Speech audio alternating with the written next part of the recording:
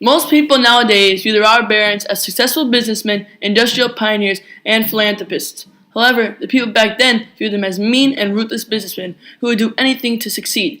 These people created some of the first monopolies. An example is John D. Rockefeller and oil.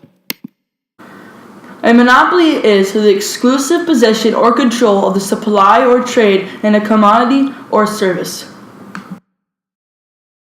The documentary is about Cornelius Vanderbilt, John D. Rockefeller, Andrew Carnegie, J.P. Morgan, and Leland Stanford. Cornelius Vanderbilt was a self-made multimillionaire who became one of the wealthiest Americans of the 19th century. He was born on May 27, 1794 in Staten Island. He died on January 4, 1887 in New York City. As a boy, he worked with his father, who operated a boat that ferried cargo between Staten Island, upstate New York, and Manhattan.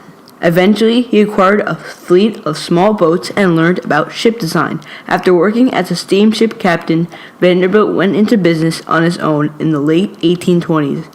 After creating new routes to travel goods using steamships, he was super successful, especially after creating the route through Nicaragua to California. In the 1860s, after the Civil War, Vanderbilt shifted his focus from shipping to the railroad industry, which was entering a period of great expansion. He gained control of a number of railway lines operating between Chicago and New York and established an interregional railway system.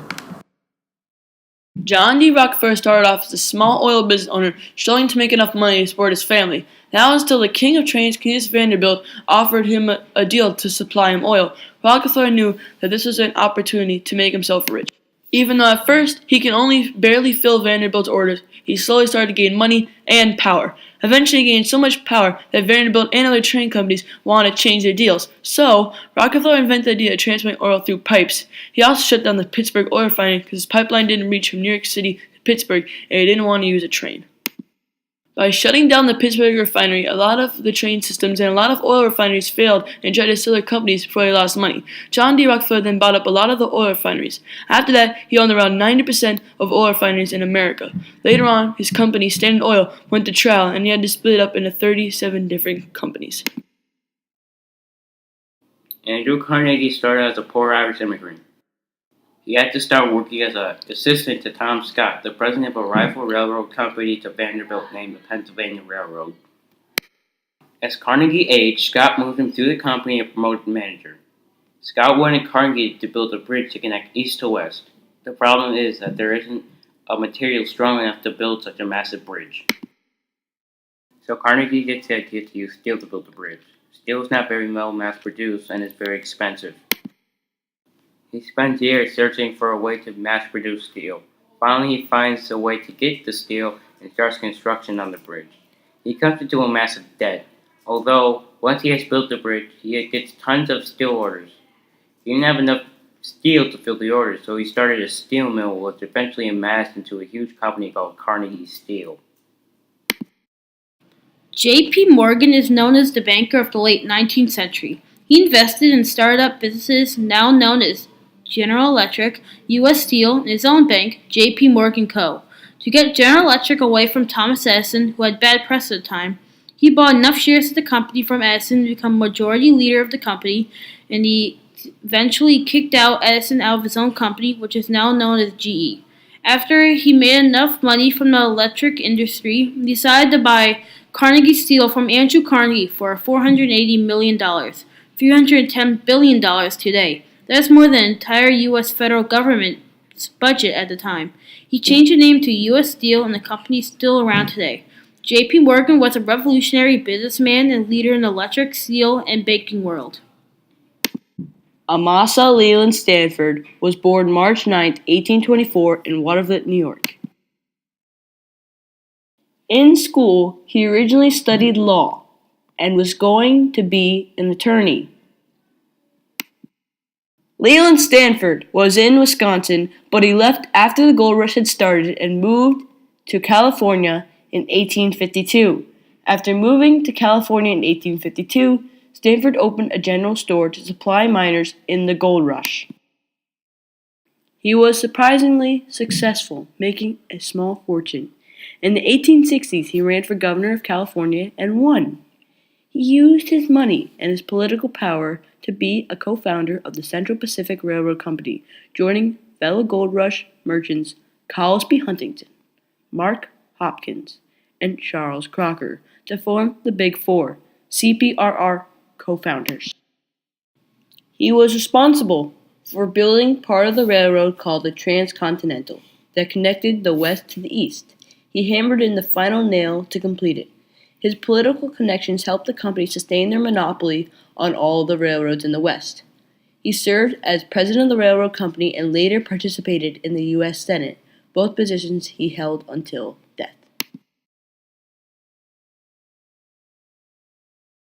John D. Rockefeller donated to a lot of places. However, the most successful place that he donated to was Rockefeller University. He single-handedly funded the school for 55 years. He also paid off Carnegie so his university would be the only science research focusing in the field of medicines. 24 Nobel Prize winners came out of the university for chemistry, physiology, or medicine. Some discoveries include the discovery of blood groups and that the human body has a natural immunity to tumors. Do you feel that when John D. Rockefeller donated money to a science lab, it was for personal reasons, like research for himself, or was it just for like people to get research for everyone else and like a selfless act? It was selfless in the sense that he wanted to expand the world of knowing about infectious diseases. But the personal reason, as you probably know, his grandson in Chicago died of scarlet fever. And that was very upsetting because he was such a young child and nobody knew anything about scarlet fever. So this was, the selfless part was that he wanted people to know more and to be able to cure it and to find the cause of it, which they did. Andrew Carnegie is considered the father of philanthropy. He spent his early years building a large fortune of $475 million. During his lifetime in steel, he crushed all unions that formed against his business.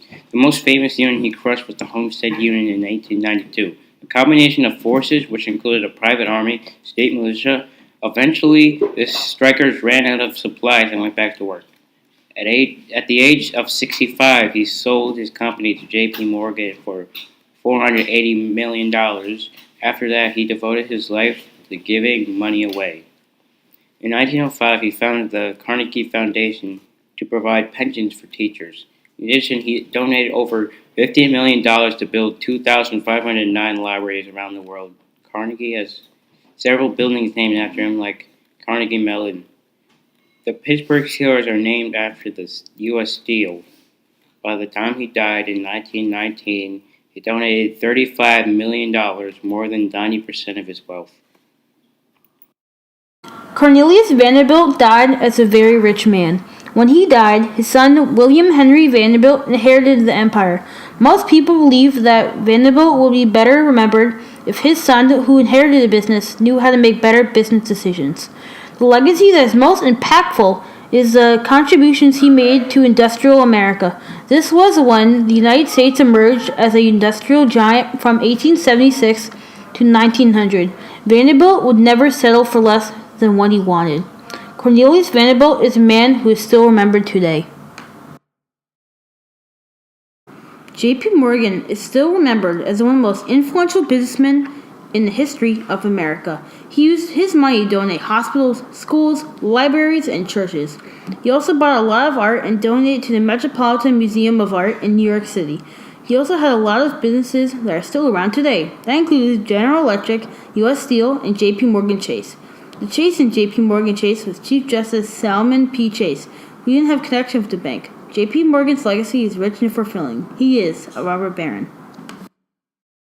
Leland Stanford doesn't have the biggest name of the robber barons. He was responsible for finishing the Transcontinental Railroad. He hammered in the final nail to complete it.